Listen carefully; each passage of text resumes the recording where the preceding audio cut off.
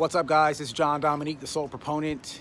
A couple of weeks ago, I talked about the idea that the group agenda prohibits and curtails the individual agenda, the individual personality. And I didn't really specify why.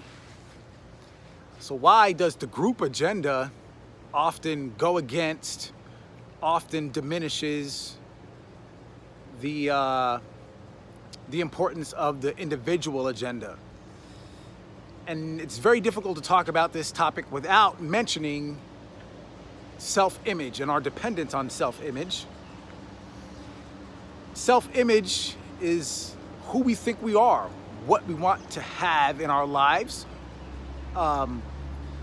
including our friends, our families, the objects we want to have, the kind of cars we want to drive, the kind of job we want to have, the kind of career we want to have. The religion that we adhere to, our tradition, our culture, it's a very, very deep topic. There's many different aspects that form the self-image, but ultimately it's the core of the identity, the core of who we think we are. So self-image is often equated with the body. We think this body is all of who and what we are, when in actuality we're much more than just the physical body. The physical body is just one small aspect of us, but the self-image tends to, let's say, get surrounded by, or the self-image gets glued, it gets stuck on the body, because we're very dependent on physical reality for our existence, or for our perceived existence. So we're very dependent on the physical body and the mind as well. And this kind of forms, the basis of who we think we are and what we have in our lives. Nobody wants to let this kind of thing go, because the attachment is there, because if we let go, it's like we're dead.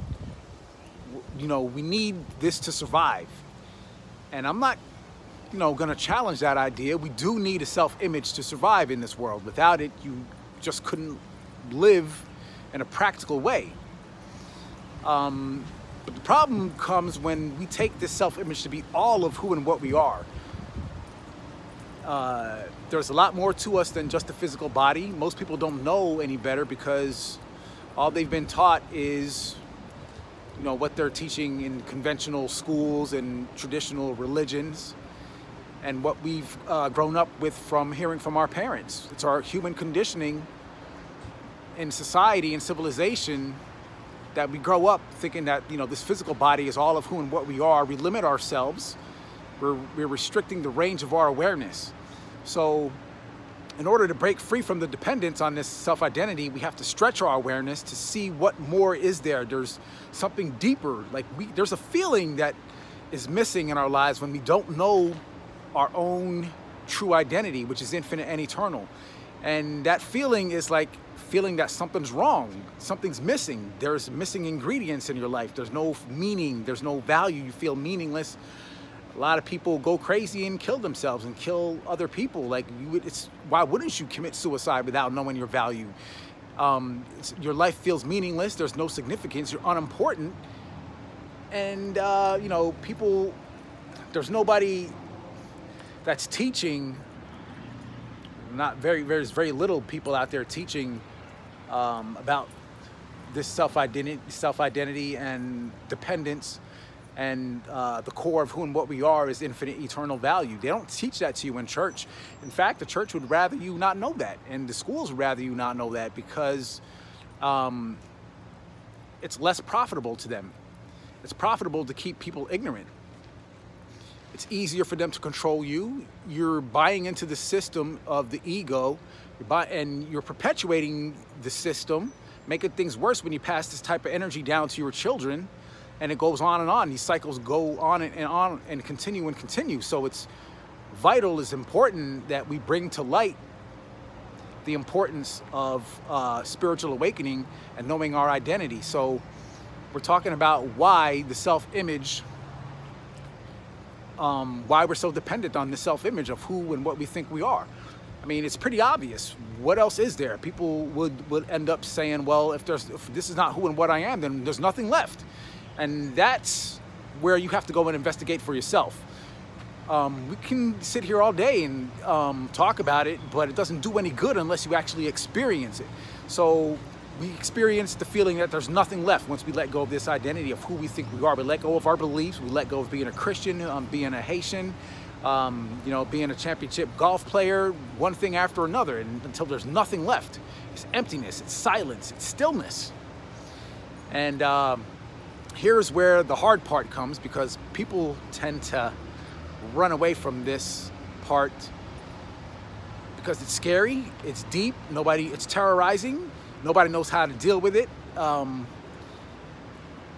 But the truth is, it's the reverse. It's not an emptiness, it's a fullness. But we need to stretch our awareness, our consciousness enough to be able to get a higher perspective, to be able to see it in its entirety, in its fullness. And you can't do that if you're running away from it. So the trick is to go deeper into that emptiness, to go deeper into that core of that nothingness, that voidness, that black empty hole on the inside of us that we're running away from. And again, there's very little support for this in society. People would rather you not be, you know, not even bring this to their attention, really, to be honest with you. So we've got all types of distractions. We're watching TV, watching the sports programs. We've got a religion to bow down to. We've got, you know, we're overworking, we're drinking, overeating. We're always distracting ourselves from being at ease with that oneness and that blackness, that emptiness. This is the path to God. But again, like even religion, even the traditional version of Christianity, they're going to tell you, you know, that it's something to be avoided. They're going to tell you to go the other way and believe in Jesus. And here we are building a dependency. That's how the personality builds its dependence. It needs to believe in something. It needs something to hold on to, something to grab. That emptiness can't be tolerated for too long. Otherwise, it feels like you won't be able to survive. It feels like you won't be able to live in a reasonable way, in a practical way. So the dependence is, if you look at it deeply, this dependence is basically the survival instinct. It's natural selection. It's evolution.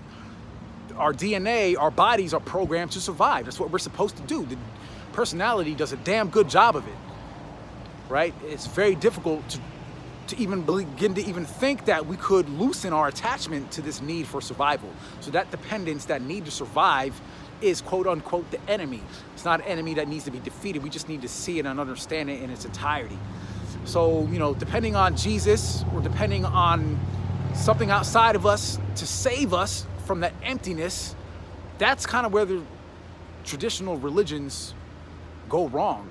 They don't know any better. They're teaching the best with what they know, but the truth is, believing in Jesus and believing in anything at all, having the need for a belief, is part of the problem.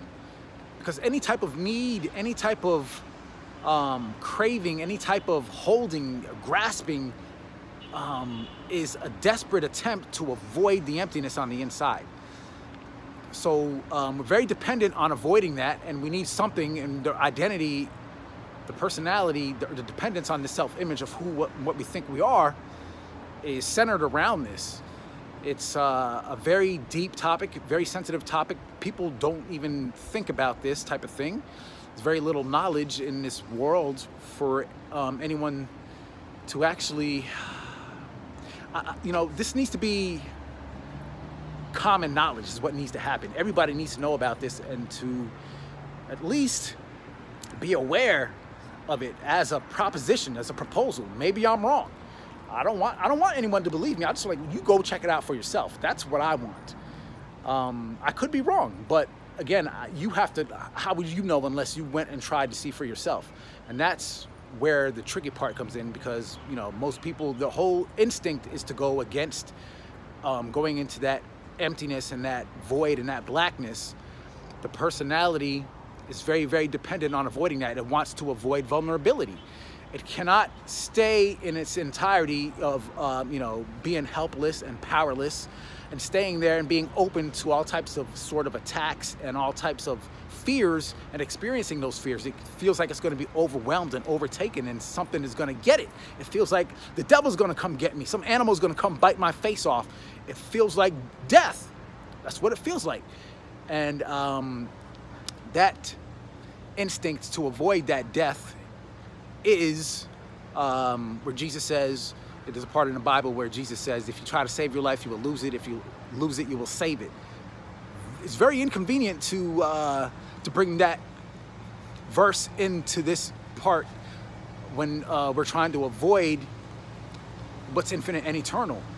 Because the more we try to grasp and run away, the further we get from God, the more we're putting ourselves at a disadvantage and we're actually hurting ourselves. It's detrimental to us not to be able to feel that vulnerability in its entirety, not being able to feel our suffering, not being able to feel our total weakness. Because the truth is, we don't have any control, and the personality has to have some type of control. That's a big part of its identity. It needs to be able to control these feelings, and so it does it by, grasping on to beliefs desperately, hanging on to the belief in Jesus. Now, I'm not saying there's anything wrong with that. I think at the beginning, we almost all need to have something to hold on to, because that desperateness can be too depressing. Some people, won't be able to cope without having something to hang on to in the meantime until they're able to feel that emptiness in its entirety. But you can't hang on to it forever, because at least I wasn't able to. You can keep trying. Maybe you'll have better luck than I did. I don't know. I mean, everybody is on their own path on this life. But, for me, I need to let people know that there's a dependence on the self-image of who we think we are, what we need to do. It's a desperate need to control the situation, our circumstances, our conditions, in order to avoid emptiness, blackness, nothingness, the feeling that something is wrong and there's no value, there's no meaning, there's no significance in our lives. It's a very, very desperate thing. And even on an unconscious level, even when we're not consciously moving away from that emptiness, we're unconsciously a lot of times doing that. We call up our friends to avoid the feeling of being lonely, and we think helping people to avoid their loneliness is a good thing, and it is in a way. But again, there's another side of the coin. The other side of the coin is to go deeper into that aloneness. Okay, and if we're avoiding going deeper into that aloneness, we're avoiding what's infinite, we're avoiding what's eternal, we're avoiding silence, we're avoiding stillness, we're avoiding God, basically. People don't really understand this. I think it's important for us to see this, the self-image, and how dependent we are on it. These are very, very deep topics on the path to the soul. I know you guys will understand what I'm talking about if you just keep going on the path. Eventually, you'll run into this kind of thing. Hope you guys get something out of that. John Dominique, the Soul Proponent. Peace!